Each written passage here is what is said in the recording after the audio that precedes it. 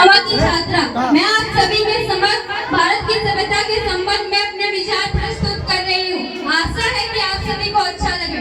मैं उस देश की नागरिक हूँ जिसके होठों में गंगा और हाथों में तिरंगा है। वो देश जो कभी सत्यम शिवम सुंदरम, कभी वंदे मातरम और कभी पंजाब सिंध गुजरात में अठहत्तर में डुबकल बंगा है। मैं उस देश की नागरिक हूँ जो हर ठुकरावे की जन्माष्टमी बन जाता है और सात समुद्र पार देशवासियों को भी अपने सिस्टर्स एंड ब्रदर्स कहकर बुलाता है।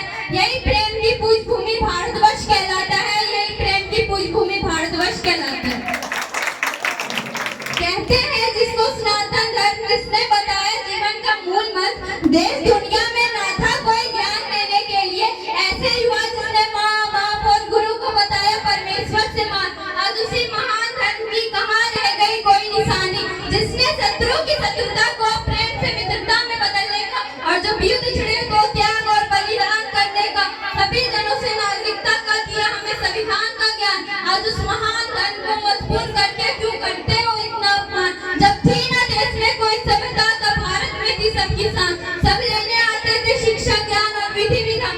आज उस महान धर्म का मजाक उड़ाकर बस वही सभ्यता को मानकर समझते हम खुद को मान। ऐसी तुच्छी सी सोच पाकर मैं